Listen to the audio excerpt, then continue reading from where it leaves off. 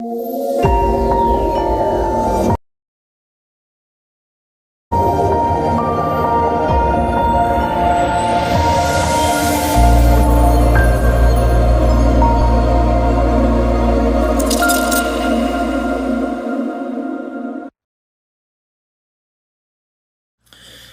is Shawn Crystal. Catch the Inkpulp podcast on PharcydeTV Wednesdays at noon Pacific time, 3 o'clock Eastern time.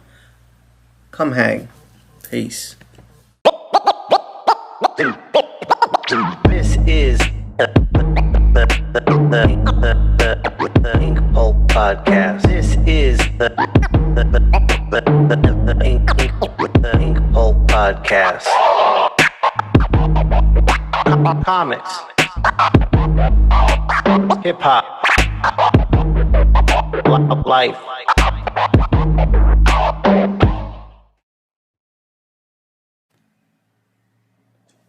Welcome to the Inkpulp podcast. I'm your host, Shawn Crystal. Boxing, chess boxing. Anyways, enough Wu-Tang for now. This is part 6 of How to Break In. The last part. So this is where I'm going to tie up a bunch of little loose ends and address miscellaneous topics. So you've decided you're going to go for it. Comics is for you. You want to go for it. I've said it before. It's a difficult way to make a living.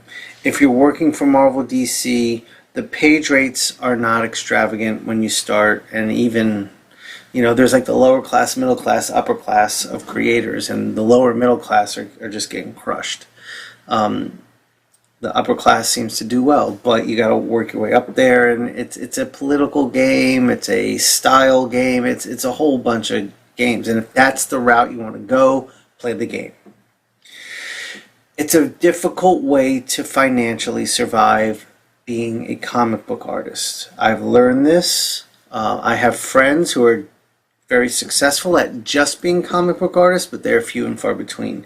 And I'm talking some of the most talented people I know struggle. So there's a few things we should discuss at this point. You've decided you want to go for this. You've accepted the fact that this is a difficult life, difficult in terms of the amount of money you make, difficult in terms of the time requirements of you. I mean, you're talking about 60, 70-hour weeks a lot of times if you're working freelance for page rates. But you're passionate, you love this, you're going to do it. It's hard, though. Just say, I don't care, I'll do it. But I've done it. I know what it's like, but it's hard, it takes a toll. And if you're married or you have kids, it's even harder. That said, I'm not trying to discourage you at all. I stuck with it myself. And I encourage you to do the same if this is your passion. So the first thing is know your worth. It's very easy to be a newcomer and just say yes to whatever they throw at you. These publishers are going to want to take advantage of you when you get started. They're going to want to lowball you on your page rates. They're going to lowball you on your media percentages. It's their job to make more money for them. It's just the nature of business. It's the nature of corporations. So you've got to kind of know that. You've got to not be afraid to ask for what you feel you're worth. And I think it's important that when you've worked for one publisher and another publisher comes at you, that you ask for minimally what that publisher was giving you. But what I think the trick here is to do, let's say your page rate is 300 at Marvel. DC approaches you for the first time and says, we want to work with you. We got to get a page rate going for you. What's your Marvel rate? I suggest fudging it at that point. Not by much, 25, 50 bucks a page. Say I get 325 over there. So I need you to match that. And they will 9 times out of 10 want to at least match what the other publisher has. And what you've just done is given yourself a raise. Now, they do have people that know each other, different publishers, but, I don't think they talk rates too much. And it's a risk. If they're like, well, Marvel told me it was 300, so what? You know, you're on your own as a freelance artist. No one is looking out for you, and no one is trying to help you get more money. That's up to you. So be a little aggressive, play some games. There's good books on business and negotiating that are really worth your time and investment. When you first get started, I think this is something I wish I had, and I'm suggesting to you. Get to know business, get to know negotiations, get to know how to ask for what you're worth. The next thing I'm going to suggest is, I think it's really important to create revenue streams, passive streams of income. And what that means is, while you're sitting and working for Boom Studios, say, on a book that's paying you $200 a page, these other streams you've created are making you money while you're drawing. That is so important, and I didn't learn that till much later in life, like last year. And I wish I would have known this. So there's different things you can do, and I would suggest put your mind to work creatively. I asked myself, what do I offer as an artist, as a creative person? What can I offer that people would want to buy? I have a background in teaching and art education. I created Inkpulp Instruction, and that link is in the comments. But my goal there is to offer a really affordable way to learn from the top creative minds in the industry that will help you become a better artist yourself without having to. If you're in art school, it's a great supplement, but if art school is just not an option, if it's too much, this is a good replacement. So I've created that. I also have my TeePublic site where I can just create drawings and pop them on the site, and they'll put them on t-shirts, coffee mugs, water bottles, phone cases, whatever you want, and they do everything. You get a small percentage in comparison to if you printed it all yourself, but you don't have to keep any inventory, you don't have to deal with any shipping, you don't have to do anything but upload your artwork and promote it, and the money comes in if you promote it well. And it takes a while, and you got to build up a library of stuff there. But even having, like, let's just say that makes you $30 a month, it's $30 a month. Then create something else too that maybe gives you another $30 a month. And we've got, like, 4 of these things, that's $120 a month. And if you're like a young 18-year-old, you've got a part-time job and you're trying to get away, it's good money. Or if you're working on that Boom project at $200 a page, that's an extra $100 a month on top of what you're making that you didn't have to do much for. So I would say put your mind to work, create passive streams of income. That's really, really key here.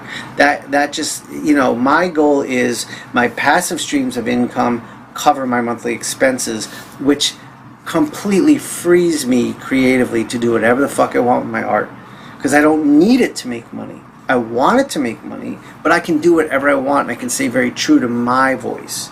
So I think creating passive streams of income is great. Selling merch like prints or stickers, sure, you can do that on your own. You don't have to do that through TeePublic. You'll have to deal with the shipping time, the packaging time, and all that, but it's worth it.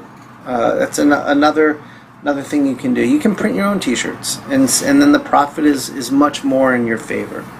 But that's up to you. Enamel pins are very hot right now. All sorts of merchandise stuff you can do. But what can you do to create these passive streams of income? I recommend it. Also, since comics doesn't pay great, there's other fields that need artists that do pay great. Advertising storyboards pay incredible amounts of money. In 1 week's worth of work, you can make 4 weeks worth of work in comics. So if you can get 1 week's worth of work in advertising, and you're a young single person, that's probably all the money you need, and then your comics money is just bonus on top of it. That's not a passive revenue stream, but it's a better paying revenue stream. So passive revenue, active revenue, which is like work for hire, and investment money. And that's the other thing you got to start thinking about at a young age, saving and putting that money to work for you in investments. Maybe you buy a condo and you rent it out through Airbnb. Maybe you put it into stocks, I don't know. But have investment money, because that will make you money too while you sit and draw. And when all of these things are working in tandem, you're going to have a much more secure financial future for yourself. So please take heed to everything I'm saying. I wish I would have known about this when I was younger. Another thing to remember, your art is your legacy. And I've seen a lot of young creators come in and just take a job that the schedule is obscene in terms of what they need in a short period of time.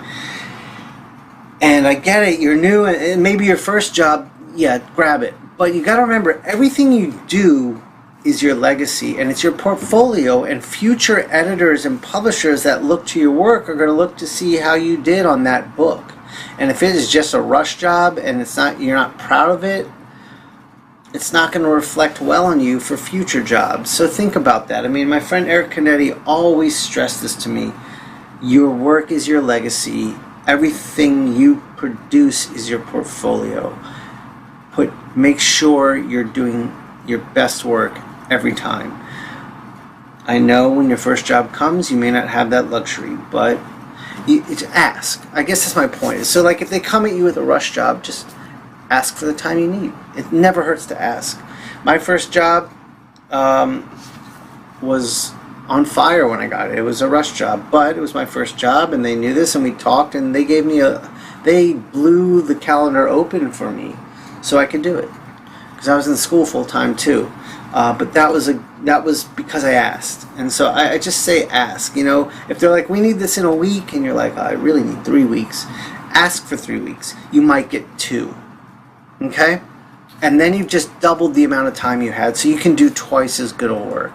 And it's like, I just got a job yesterday, and the editor started off by saying I need it by the end of August. I was like, let me look at my schedule to see if I can take it. And I was like, the earliest I can do it is September 10th. And they're like, that's fine. But then when I really went in and looked at plugged it into my schedule, I realized there was a week I didn't pay attention to where I'd be away. So asked for the September 17th, and they're like, yeah, we can work with that. So remember, when editors are cushioning and protecting themselves, because if you're late and the book is late, they're in the electric chair. It's their problem. You might not work that editor again because that editor is pissed at you, but that editor's in trouble. So they are cushioning and padding everything they ask of you as well. So it's good to have a conversation. When you first, now I was able to have this because me and this editor have history together, and I have a rapport, and they know I'm not going to fuck anything up. So if I ask for more time, I've earned their trust and respect in that regard. But just ask. You never know. They're going to be more protective of their cushion if they don't know you, but they still have some flexibility. So think about that. And the last thing we're talking about is, and I kind of addressed it, is fast or slow. I think in American mainstream comics, if you're a freelancer, there's kind of 2 paths. Move slow and produce mind-blowing work, and people will hire you because your work is has a fan base that adores what you do because it's so fucking gorgeous to look at. You're going to get fewer jobs, but you're going to have more time to produce it, so it's less money. Or you can be like a work machine, just cranking shit out. Boom, boom, next. Boom, boom, next. And in that case, a lot of the times, maybe your quality suffers, but because you're fast and reliable, you get more jobs and you make more money. The rare artist is the one who's fast and mind-blowing. Matteo Scalera. My good buddy Matteo is an extremely fast comic book artist who's incredible. So think about these things. What direction you want to go in. I always wanted to produce slower work and make it my best. And that's what I've always strived to do. And it's made things very difficult for me in a lot of ways, but I stand by what I've done.